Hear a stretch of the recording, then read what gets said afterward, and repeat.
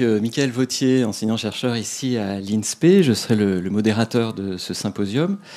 Nous avons le plaisir d'accueillir Madame Carnu, professeure en sciences de l'éducation émérite à l'INSPE de Toulouse. Le déroulé sera sous forme de symposium. Il y aura un temps imparti de 20 minutes, mais l'idée étant que on puisse prendre les questions à la fin, puisque de toute manière, il y a une logique, vous verrez, dans les présentations telles qu'elles ont été pensées et élaborées. Je laisse la parole au professeur Carnu, qui va se présenter, et puis Carnus, pardon, qui va se présenter et nous donner plus d'éléments sur le déroulé.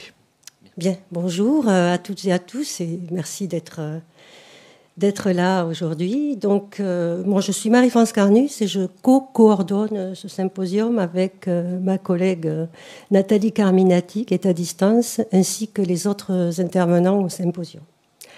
Donc, on a choisi un format, d'abord en 5 minutes, je vais rapidement vous présenter le symposium, et ensuite les communications s'enchaîneront. Donc, comme vous l'avez vu, le titre du symposium, des dispositifs innovants en marge des pratiques ordinaires, l'éclairage didactique clinique. Donc, l'objectif de ce symposium, effectivement, afin de s'inscrire dans la thématique, dans la problématique, c'est trop fort? C'est bon?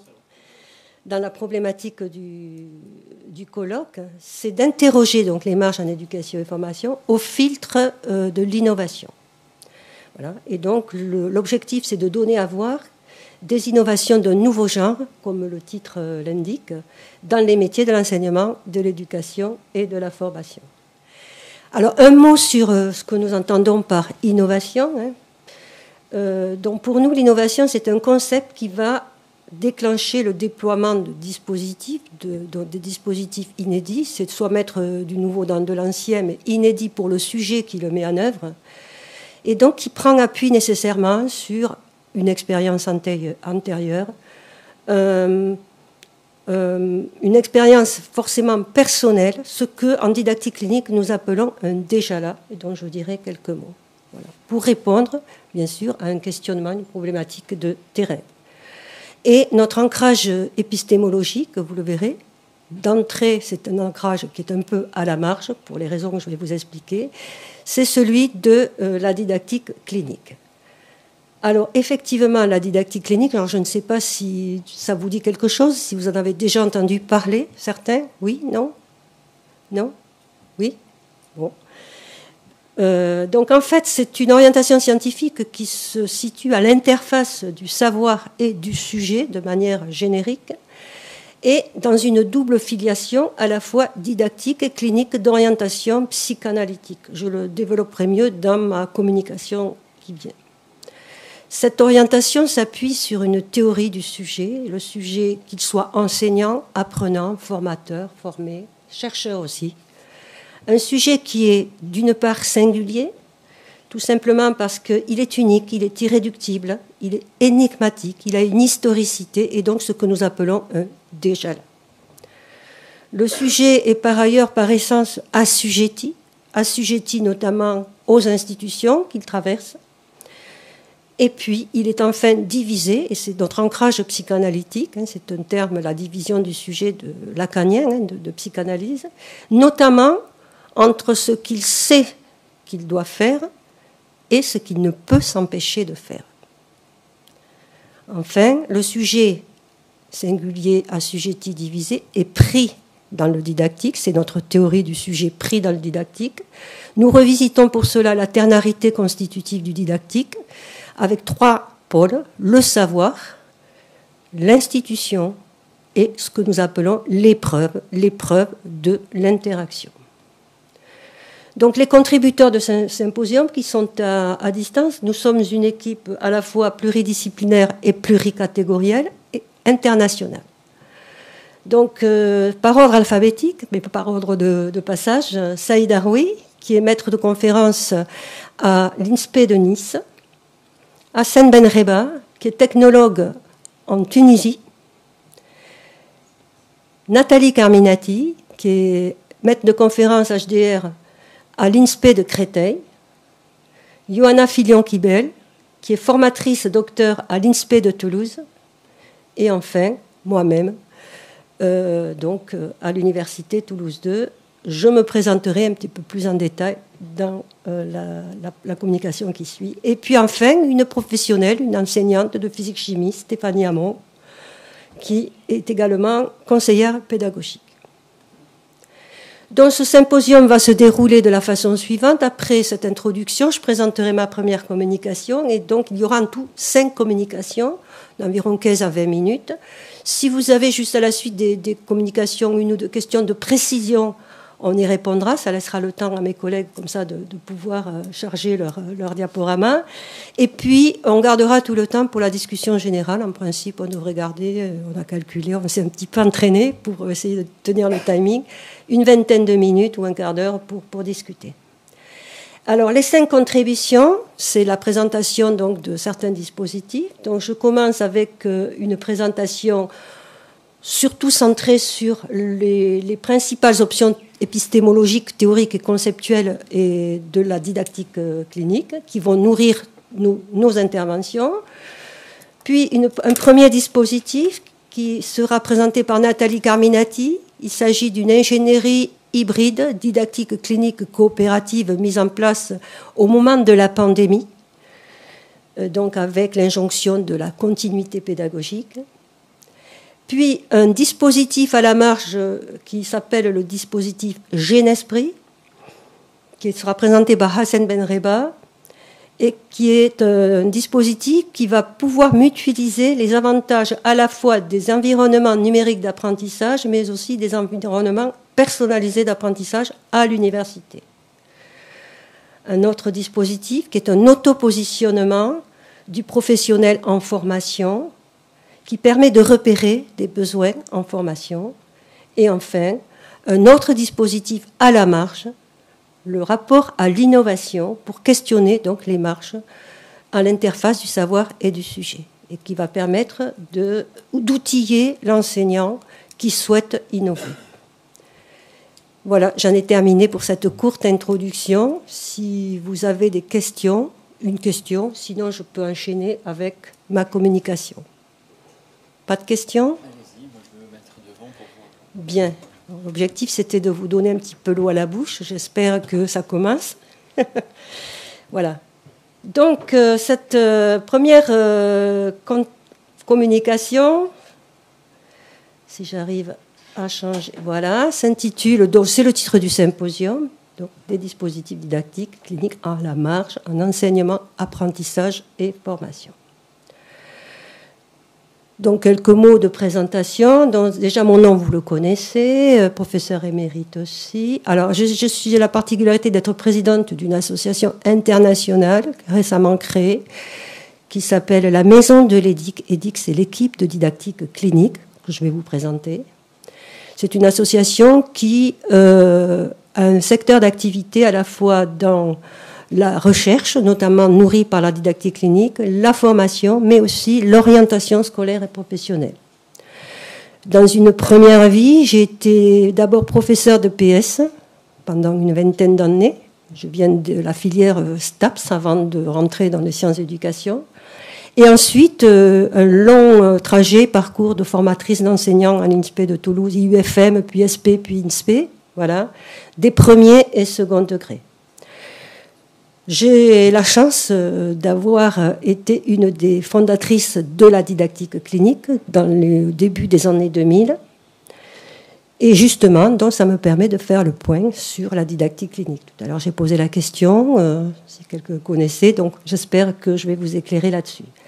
Alors, pour plus d'informations, nous avons rédigé 2 ouvrages collectifs, un en 2009, en 2013, un troisième est en cours. Et pour ceux qui seront intéressés, je pourrais donner les références. Elles sont d'ailleurs dans le diaporama. Donc, comme je vous disais, il y a une double focale dans cette orientation. Et cette orientation, déjà, est en marge des didactiques classiques. Tout simplement parce qu'elle va intégrer et explorer la part fondamentale du sujet, un sujet dont je vous ai parlé tout à l'heure, pour décrire et comprendre les phénomènes didactiques, c'est-à-dire suivre le fil du savoir au filtre du sujet. Donc, qu'est-ce qui se joue en termes de savoir? Parce qu'en tant que didacticien, on s'intéresse à la genèse du savoir. Et donc, effectivement, nous avons pour cela mis en place et développé une théorie du sujet pris dans le didactique, avec une méthodologie congruente, originale, qui se déroule au filtre du contre-transfert du chercheur, lui aussi sujet, et qui va renouveler le regard sur les pratiques d'enseignement-apprentissage. Donc cette orientation scientifique, la didactique clinique, se situe dans une double filiation. D'une part, les didactiques, particulièrement scientifiques et technologiques, dans les travaux pionniers, dans la lignée des travaux pionniers de Guy Brousseau, Chevalard, Sansevie, etc. Et puis, voilà, une filiation clinique d'orientation psychanalytique en sciences de l'éducation, donc initiée par Bayrou, Blanchard-Laville et Mosconi. Cette orientation, à la croisée de ces deux champs, qui sont épistémologiquement parfois difficilement compatibles, mais que nous faisons ce pari, et c'est en quelque sorte un défi que nous nous lançons, nous amène à faire des emprunts et des importations de concepts de manière à les rendre épistémologiquement compatibles à notre orientation. Cette orientation a un lien très fort dans les articulations entre recherche et formation, puisqu'on cherche à développer ensuite des outils nourris par la didactique clinique pour aider les professionnels et éventuellement transformer les pratiques. Et on voit bien que cette orientation est à l'interface du savoir et du sujet au sens générique. Donc quand je dis savoir avec un grand S, c'est l'ensemble des savoirs, les enjeux, ce qu'il y a à gagner ou à perdre dans la relation didactique. Ça peut être tout ce qui a gagné ou à perdre dans la relation didactique. Et le sujet, donc sujet, apprenant, enseignant, formateur, formé, etc., etc. Ceci nous a amené à revisiter la ternarité constitutive du didactique. Alors vous voyez au-dessus des pointillés la partie visible du triangle didactique, savoir, enseignant, élève, c'est celui qu'on connaît. Mais ce qui nous intéresse, nous, c'est la partie invisible, la partie cachée, c'est-à-dire l'institution et l'épreuve. Institution dans laquelle se fait la transposition. Et l'épreuve, c'est le moment où le sujet est convoqué à l'épreuve du réel, de la classe, de l'interaction. Et donc, quelque chose qui lui permet de se confronter à lui-même. Et la question centrale, c'est avec quoi le sujet pris dans le didactique se débat. Et toutes nos problématiques sont irriguées par cette question centrale. Alors je vais assez vite. Récemment, nous avons modélisé les trois rapports A, rapport au savoir, rapport à l'institution et rapport à l'épreuve, au moyen d'axes en tension. Donc je vous le présente parce que certaines des communications qui vont suivre vont se nourrir également de cette modélisation. Donc pour le rapport à l'institution, nous avons identifié trois axes en tension dans lequel le sujet se débat.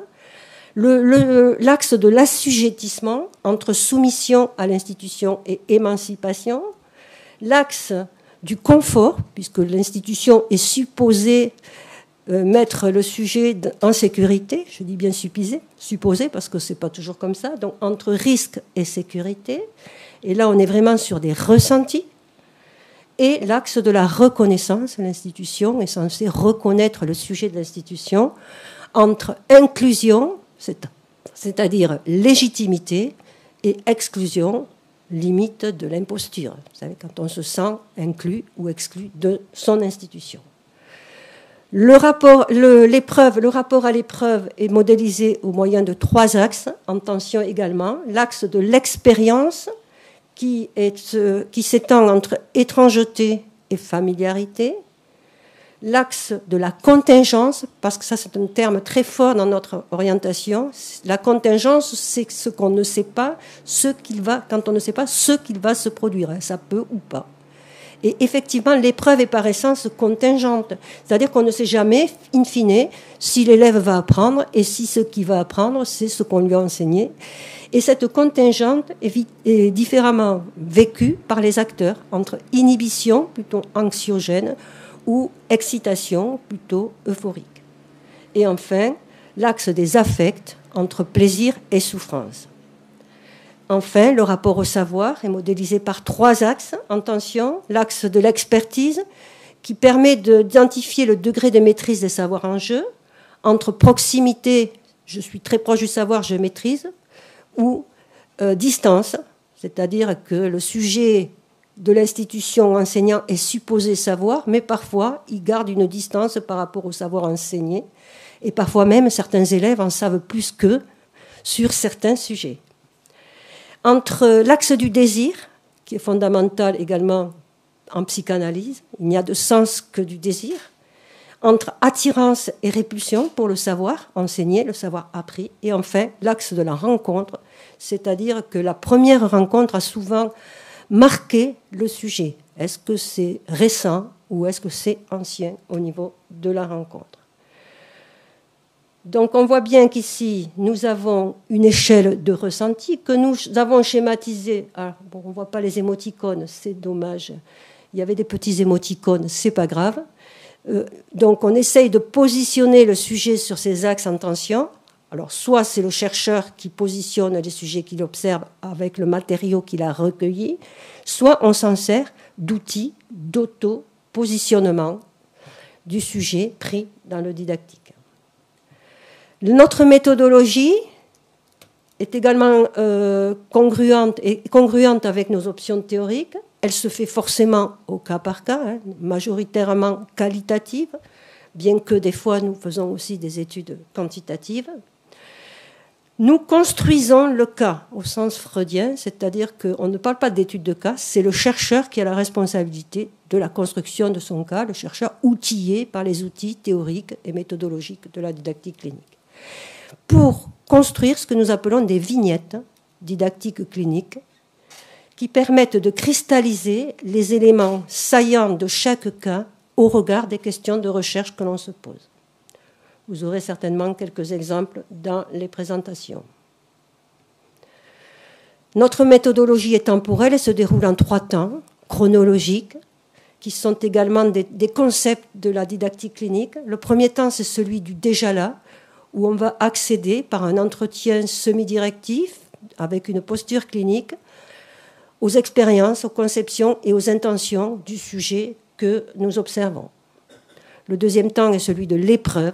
Donc c'est le moment où le sujet est convoqué, c'est ce qu'on appelle le réel, qui par essence est contingent, inanticipable. Et le troisième temps est celui de l'après-coup. Donc l'épreuve, on y accède avec un filmage, c'est-à-dire une observation médiate. Souvent on filme avec des caméras et tous les corpus, audio et vidéo, sont retranscrits.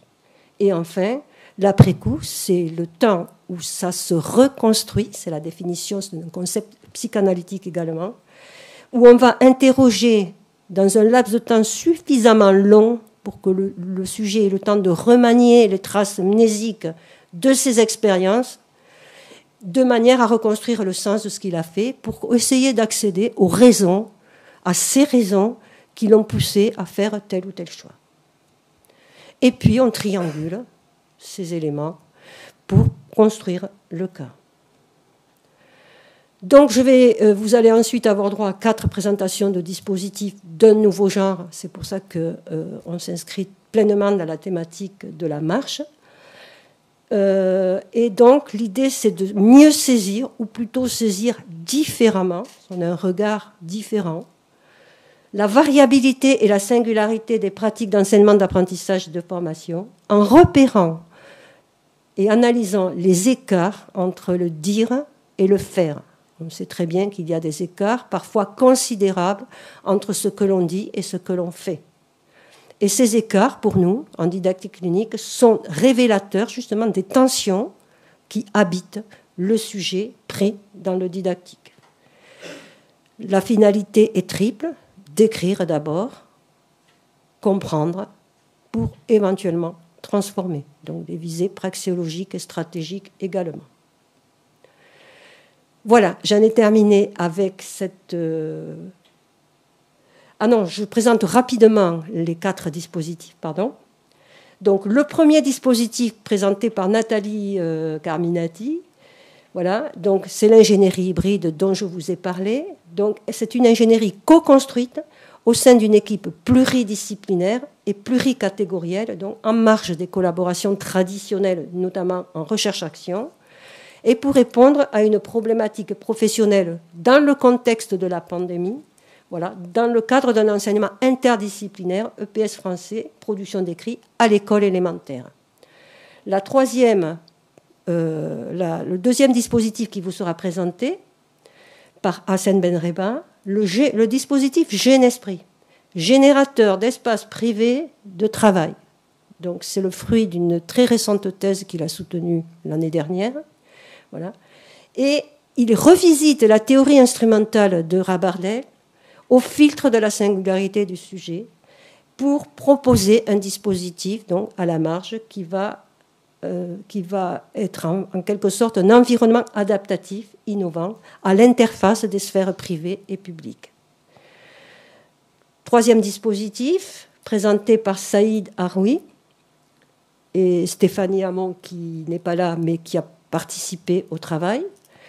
Donc, cet autopositionnement dont on parlait, qui va mobiliser à des fins de développement professionnel la méthodologie de l'enquête pour accéder au point de vue du sujet en formation et pour accéder à ses besoins en formation et voir comment son identité professionnelle, ce que nous appelons un jeu professionnel, se construit.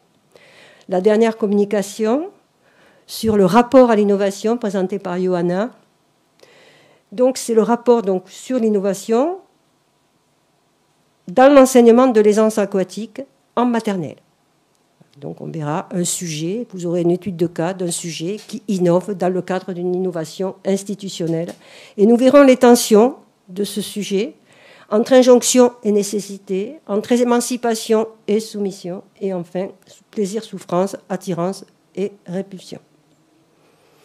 Alors, en guise de conclusion très provisoire, donc, nous explorons non seulement les marges en formation, mais aussi en recherche, avec notre orientation, la didactique clinique, et nous allons présenter ces 4 dispositifs, sachant que nous cherchons aussi à ouvrir de nouveaux espaces en formation, et notamment au travers de ce que Michel Metoudi a appelé la rencontre avec soi-même. Voilà, c'est notre option pour entrer dans la formation des enseignants.